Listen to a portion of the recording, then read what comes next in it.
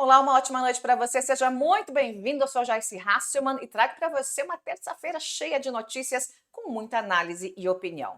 Carla Zambelli perde de novo na Itália e vai perder de novo no Brasil até sexta-feira. O mercado financeiro chora nesta terça com o efeito Flávio Dino. Eu explico já já. E a reunião Putin-Zelensky, será que sai? O que disse hoje Donald Trump sobre o assunto? E União e Brasil e PP juntam os trapinhos e mordem mais de R$ 1 bilhão em dinheiro público. E a CPI do INSS, que vai pegar, se for bem feita, de Lula a Bolsonaro. Tem tudo isso e muito mais a partir de agora aqui no Jornal da Joyce. Vamos de política raiz do jeito que eu gosto, gente? Vamos lá, que hoje teve casamento. Casamento só de gente boa. União Brasil e PP oficializaram uma superfederação. Chama superfederação porque vai ser o maior número de deputados, quase o maior de senadores, vai ser o maior bloco da Câmara, e a Câmara a gente sabe que manda e desmanda. Bom, muita gente do PP e do União Brasil está pendurada no governo, tem cargos no governo, Banco do Brasil, Caixa, Ministérios, Codevasf, é cargo que não, assim, é de monte de cargo, né? E a gente sabe que quem controla os cargos lá do Nordeste, Codevasf, etc., é Arthur Lira e companhia, né? E aí, gente, o Davi Alcolumbre fez um discurso hoje bem em cima do muro, assim, dizendo: olha, essa federação não é governo, não é oposição, a gente não quer nós e eles. Tudo verdade, tudo verdade. A gente não quer nós e eles, a gente não quer saber de divisão, a gente quer unir o Brasil, tudo verdade, tudo verdade. A gente quer realmente, né, a contribuir com o nosso Brasil. Bom, o que vai acontecer?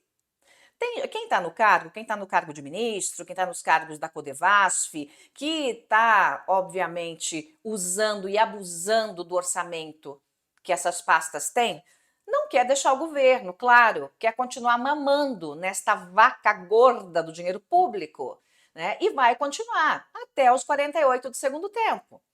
Aos 48 do segundo tempo, essa turma se junta e, ó, pula fora do governo. Vai pular fora do governo porque vão dizer o seguinte: não, a gente quer um candidato mais de centro, centro-direita, a gente quer estar alinhado com a população e parará, parará.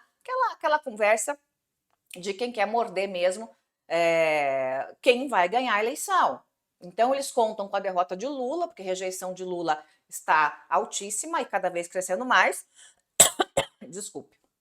E eles contam que Lula vai desidratar e um candidato que não seja tão radical quanto o Bolsonaro vai trazer aí o centro e a direita. E vai mesmo. Se for um Tarcísio de Freitas, que é o nome preferido, tá? Do empresariado, do mercado e mesmo dessa aliança aí, União Brasil e PP, porque eles têm o Caiado hoje como pré-candidato, inclusive o Caiado estava lá nessa confraternização, nessa reunião, né? Ele estava lá, inconfundível, com aquele cabelão, né? Altão, dava para reconhecer de costas o Caiado. Então, mas no final das contas, o que eles querem mesmo é o Tarcísio de Freitas. Bom, essa união vai se chamar União Progressista, né? A junção dos dois partidos, que na verdade são três. Porque o União Brasil já foi decorrente da união de dois partidos, o PSL e o DEM. Vocês se lembram disso? PSL, que tinha a maior bancada da Câmara dos Deputados, e o DEM, que tinha uma das maiores expressões do ponto de vista político. Só tinha macaco velho jogando na política no DEM, antigo PFL. Né? Então, assim, era gente que sabia jogar. Na época, a Semineto era quem coordenava o DEM, era quem presidia o DEM. Então, a Semineto não é político bobo, né? Dá nó em pingo d'água.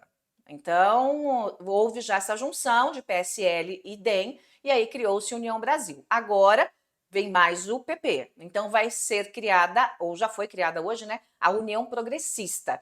Essa aliança será a maior força partidária do país. A federação terá a maior bancada de deputados na Câmara, o maior número de prefeitos e as maiores fatias de recursos públicos para campanhas e despesas partidárias. Juntos, gente, a Superfederação tem 109 deputados. Com 100 deputados, você já faz o que você quiser na Câmara. Você aprova a CPI, você faz requerimento, pedido de requerimento para o que você quiser, você relata os projetos mais importantes da Câmara, você ganha muito punch para negociar com o governo, leia-se negociar, negociar din-din, né? Então, se 109 deputados cruzam os braços e tem uma votação importante do governo, o governo vai chamar, obviamente, vem cá, quem é que manda nesse negócio aqui, desse União Progressista? Né? Então, quem manda vai lá negociar com o governo, vai negociar mais emendas. É assim que a banda toca, gente, em Brasília. E também vai ter uma bancada de 15 senadores, uma das maiores do Senado, e 1.300 prefeitos. É muita gente. Sabe quanto é que a gente vai pagar? Tem pelo de gato no meu nariz, gente. Eu tenho 4 gatos, então de vez em quando aparece um pelinho de gato no meu nariz. Sabe quanto a gente vai pagar por essa união progressista? Só o fundo eleitoral será de 954 milhões de reais, quase 1 bi. E aí tem o fundo partidário, que soma quase 200 milhões de reais. Então nós temos noves fora quase 1 bilhão e 200 milhões de reais de grana do seu e do meu bolso, grana pública, que vai estar à disposição para essa gente fazer, financiar campanha, fazer o que quiser e bem entender. Bom, até o final deste ano, o comando será compartilhado entre o Antônio Rueda, que era o advogado do Bivar, que era o pau de virar a caca do Bivar, ele sabe toda a capivara do Bivar, que era o presidente do PSL. Depois, quando foi criada a União Brasil, o Rueda traiu o Bivar. Ali nenhum dos dois presta. Então, não dá para dizer que, meu coitado do Bivar, porque o Bivar não presta, o Rueda presta menos ainda. Então, aí o Rueda deu o golpe no Bivar e ficou como presidente do União Brasil. Também vai ter o Ciro Nogueira, que é também macaco velho da política, tem uma capivara do tamanho do mundo, né? E vai estar lá. É muito querido dentro da Câmara e do Senado, porque ele é um lorde, trata todo mundo bem, mas tem uma capivara gigante. Além deles, nesses primeiros meses de funcionamento, a Superfederação também terá em sua direção nacional. Anota aí, presta atenção. ACM Neto, Arthur Lira, Davi Alcolumbre, Ronaldo Caiado, Pedro Lucas, Doutor Luizinho, Cláudio Cajado e Ricardo Barros. O mais bobo ali dá nó no capeta. O mais bobinho ali dá nó no capeta. Não tem ninguém bobo ali. Né? Bobo é quem está vendo de fora a coisa. Então é um partido que chega para ficar, é gigante, chega para mandar na Câmara, né? E para mandar no Senado, tem bastante força no Senado e vai fazer muita diferença nas próximas eleições. Vai ter gente que vai rasgar os pulsos, vai cortar os pulsos querendo entrar nesse novo partido por conta da bufunfa, o tanto de dinheiro que esse partido vai ter aí de fundo eleitoral e fundo partidário, né? Anotem o que eu estou dizendo. Geralmente eu não erro. Aliás, tudo que eu tenho dito nos últimos 4 anos tem acontecido, assim, ó, paulatinamente. Tem acontecido, tem acontecido. Vamos falar de economia, gente, mas é uma economia junto com política. O Ibovespa despencou 2% com a queda das ações de bancos após a decisão de Flávio Dino, que pode afetar a lei Magnitsky. O dólar subiu e fechou a 5,49. Gente, a Bolsa de Valores brasileira recuou 2,1% aos 134.432 pontos e a moeda norte-americana fechou em alta de 1,19%, cotado aí a quase 5,50, né? 5,4993. As ações despencaram em meio a essa polêmica com a lei Magnitsky. Os papéis do Banco do Brasil, Itaú, Bradesco, BTG e Santander puxaram o Ibovespa para baixo. O Flávio Dino, que é ministro do STF, decidiu que as leis ou decisões judiciais de outros países não têm efeitos no Brasil, a não ser que passem por uma validação na Justiça Nacional. E aí, gente, ficou o mercado, os bancos, né, especialmente os bancos, por conta dos cartões de crédito, pensando, a gente vai obedecer quem?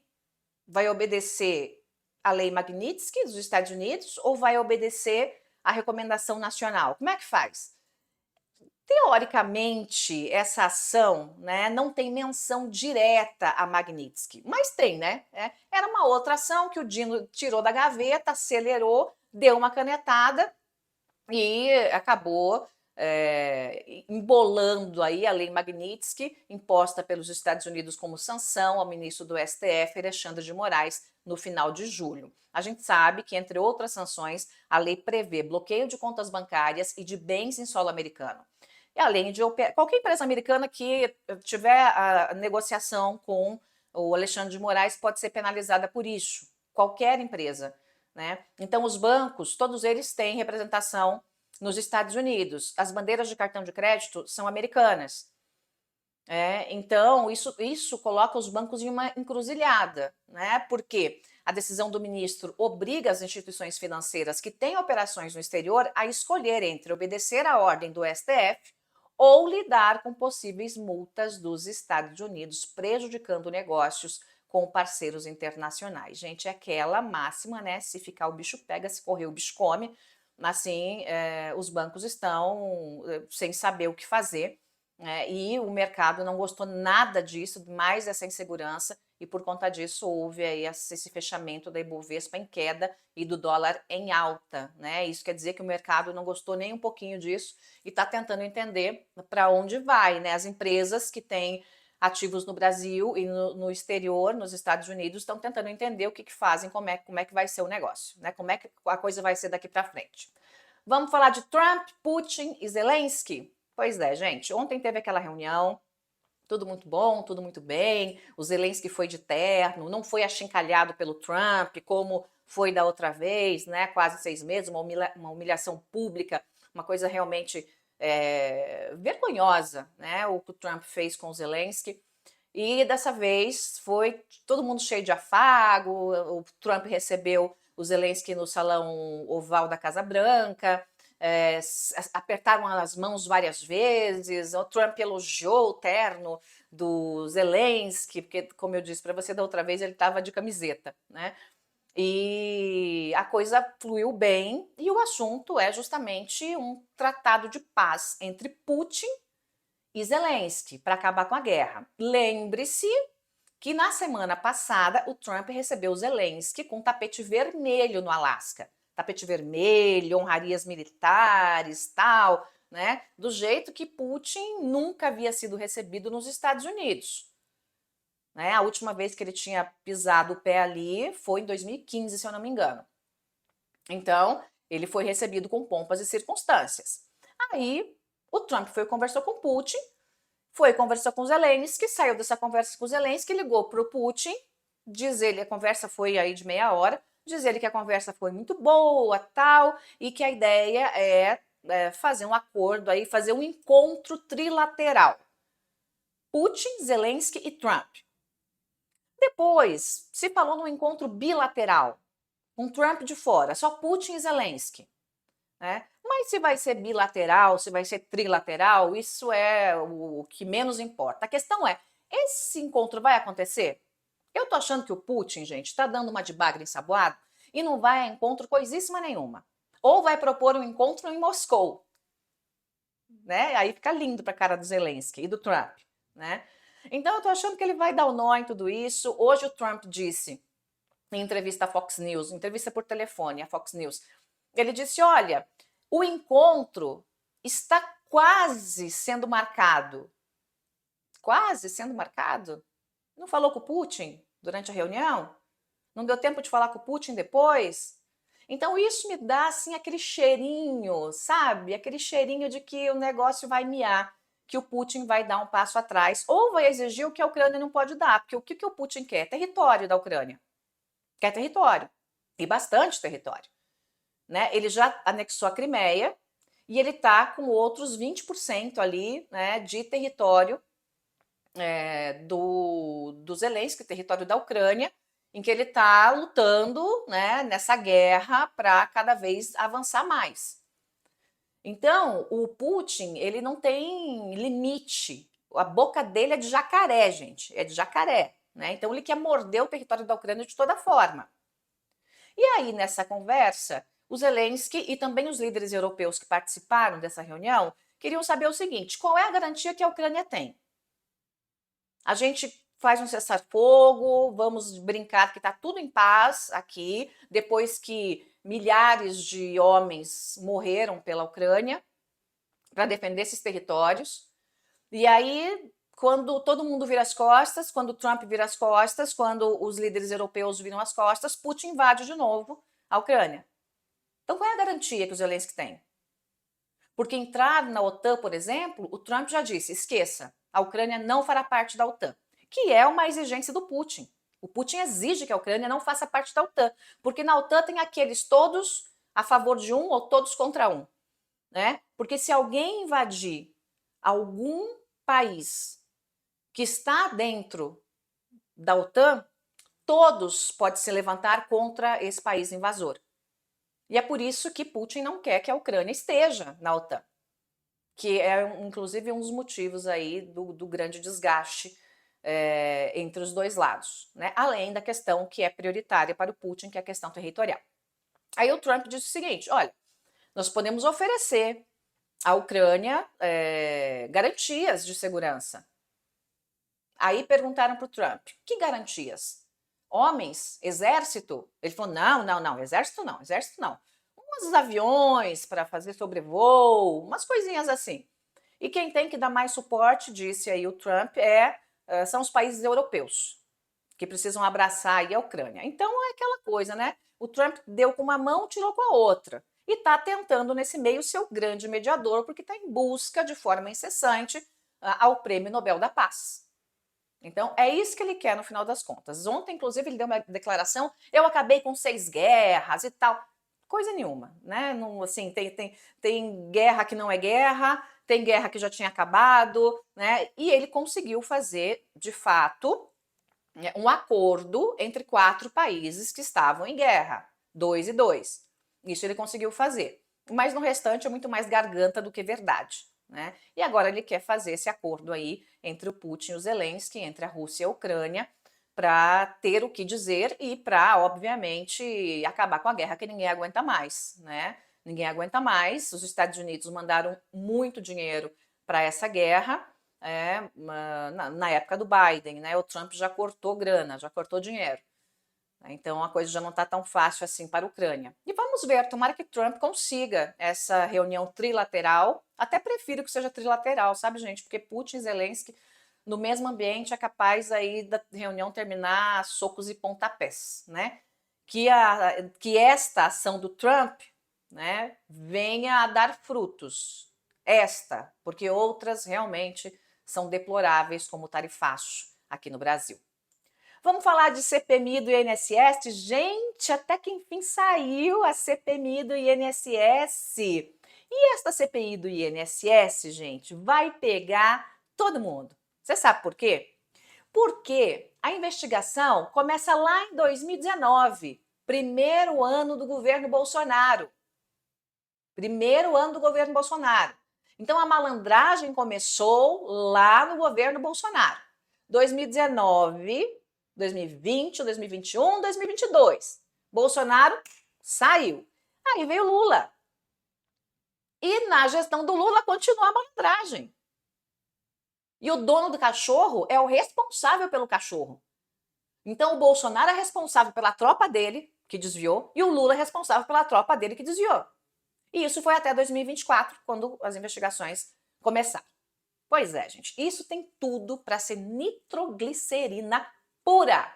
Lógico que a oposição, como esse negócio pegou mais no Lula, que é quem está no governo hoje, a oposição tá lá cantando de galo e tal, fazendo, acontecendo, né? Só que a oposição tem que baixar bem a bolinha, porque, ó, é bumerangue esse efeito, né? É bem bumerangue esse efeito e pode pegar pode não, vai pegar diretamente no governo Bolsonaro se o trabalho for bem feito. Porque CPMI é aquela coisa, pode dar em pizza, pode dar em nada, pode dar em coisa nenhuma, o presidente pode enterrar a CPI, pode não marcar, deixar vencer o prazo das investigações da CPMI, é desse jeito, gente, do jeito que fizeram com a CPI do Gabinete do Ódio, né? A CPI do Gabinete do Ódio, as investigações todas, estava tudo certo, cheio de provas, e aí o Ângelo Coronel, senador na época, levou uma bolada de emendas e enterrou a CPI na época. Minha gente, infelizmente, com muita gente de Brasília, é assim que acontece. Bom, foi escolhido um relator. Um relator do Republicanos, um relator mais neutro, que não é de muita confusão. Então, o relator da CPMI do INSS é o deputado Ricardo Aires, ele é do Tocantins. E aí, o que está agora, né, dentro do pacote? Se vão chamar ou não o irmão do Lula, o Frei Chico, para depor na CPMI. É o irmão do presidente Lula. Ele precisa dar algumas explicações ao Congresso sobre as fraudes do Instituto Nacional de Seguridade Social. Por quê? Porque o irmão do presidente Lula é vice-presidente do Sindicato Nacional dos Aposentados Pensionistas Idosos. Essa gente adora um sindicato, gente. É impressionante. Sindicato é outro tipo de vaca gorda que eles adoram mamar nas tetas da vaca gorda. Essa entidade foi acusada de estar envolvida no esquema de desvios indevidos de aposentados e pensionistas, ou seja, das fraudes no INSS. Como é que funcionava esse esquema? Para você que não lembra, que esqueceu, né? Segundo a Polícia Federal e a CGU, essas associações descontaram ilegalmente 6 bilhões e 300 milhões de aposentadorias e pensões entre 2019, governo Bolsonaro, 2024, governo Lula. As entidades prometiam serviços para os quais não tinham estrutura para oferecer. Polícia Federal e a CGU investigam esse esquema bilionário de descontos ilegais em aposentadorias e pensões que aconteceram, como eu disse, entre 2019 e 2024. Por mim, vai todo mundo para cadeia. Você pega toda a tropa bolsonarista que participou disso, pega toda a tropa lulista, tranca numa cela, pode ser na mesma cela, para ficar bem superlotado, e joga fora a chave. Porque roubar de idoso, roubar de pensionista, né? É uma coisa assim, é cruel demais. É cruel demais. Aí o governo veio, não, a gente vai ressarcir. Quem teve prejuízo, a gente vai ressarcir, mas tem que saber para onde foi a grana. O que tem que ser ressarcido é esse dinheiro que foi desviado para os cofres públicos. E para isso, a polícia tem que seguir o rastro do dinheiro. E a CPMI, se quiser fazer um bom trabalho, faz um bom trabalho. Se não quiser, tampa buraco. Porque se não pegar de Bolsonaro a Lula, tá tampando buraco. Essa é assim, é um decreto, né? Porque se é de 2019 a 2024, tem que pegar de Bolsonaro a Lula. Se tiver acobertando um ou outro, aí já pode saber que a CPMI vai virar em pizza. E eu espero que não, porque o assunto é muito grave. Outro assunto grave, gente, aquele projeto contra a adultização e sexualização de crianças. Hoje foi aprovada a urgência na Câmara dos Deputados. Importante. Né? O que é o requerimento de urgência? O requerimento de urgência é uma forma de fazer o projeto pular todas as comissões e cair direto no plenário, o que deve acontecer amanhã. Então, amanhã deve ser votado esse projeto. Mas a oposição está chiando, né, com alguns trechos do projeto, diz que vai obstruir a votação. A maioria da oposição não votou pelo requerimento da urgência, diz que tem censura, que querem mudar o texto, parará, parará. Quem é a oposição? Deputados bolsonaristas, que ameaçam a aprovação de um projeto de proteção de crianças e adolescentes no ambiente digital. Porque diz que lá no texto tem censuras às redes sociais. Leia-se censura, essa gente quer o direito de continuar tendo milícias digitais nas redes sociais. Como é o gabinete do ódio, como seguem muitos deputados com seus gabinetes formando verdadeiras milícias digitais para destruir reputações, espalhar fake news, e não tem legislação do Brasil para resolver isso. Não tem legislação no Brasil. Né? O presidente da Câmara dos Deputados deu de ombros. Né? Ele apresentou o requerimento de urgência hoje, foi aprovado a despeito do barulho da oposição, e amanhã vai ser aprovado o mérito, mesmo com obstrução. Obstrução se vence, vai vencendo 1 a 1. Né? Então, é muito emblemático, né, que esse projeto que é tão importante, né, tenha tanta resistência da oposição. Né? O relator desse projeto é o Jadiel Alencar, ele é do Republicanos do Piauí, e ele propõe 2 situações para que um conteúdo seja retirado, um conteúdo que viole o direito das crianças e adolescentes, né? Então, eu acho importantíssimo, claro que tem que passar o pente fino, né, para retirar alguma coisa que tenha a ver com censura, mas é preciso sim que qualquer quadrilha que atue em ambiente digital seja punida, seja presa. Vamos falar dos dois casos para retirada do material das redes que prevê o relator. Se for alvo de decisão judicial, claro, óbvio, e se estiverem fora da classificação indicativa com conteúdos como pedofilia, jogos de azar, automutilação, adultização e sexualização. Então, me parece bastante prudente o que o relator está propondo. Ninguém pode ser a favor, nem essa corja bolsonarista pode ser a favor que nas redes sociais conteúdos de pedofilia, de jogos de azar, de automutilação, adultização e sexualização sejam encaminhados para crianças. Então, por mais que a oposição seja limitada intelectualmente e que tenha, muitas vezes, como único motivo causar barulho, não tem condição. Né? Não tem condição. Então, pressione o seu deputado, mesmo que ele seja um imbecil bolsonarista. Carla Zambelli. Gente, a Zambetta perdeu de novo. A Zambetta perdeu de novo. Gente, é a 23ª vez, eu acho, hein, que ela perde. Pedindo para ter prisão domiciliar e tal, e pedindo, e pedindo. Aí foi para uma cela, as detentas queriam jogá-la para fora da cela. As detentas da Itália apelidaram ela de pazza de merda. Pazza de merda. Pazza é alguma coisa tipo idiota, retardada, burra, como eu disse que a Carla sempre foi. Então, as detentas italianas rapidamente descobriram isso também. Ela ficou lá fazendo um chororô, um mimimi dentro da cela, aquela coisa toda. Aí uma detenta ficou doida com ela, já queria dar uns tapas na orelha dela. Ela foi tirada da cela, foi para uma cela com uma assassina, né? E aí pediu de novo para ir cumprir pena em casa, né? Como tá o Bolsonaro, assim, não, ficando em casa, piscininha, né? Piscininha às 10 da manhã para tomar um solzinho, né?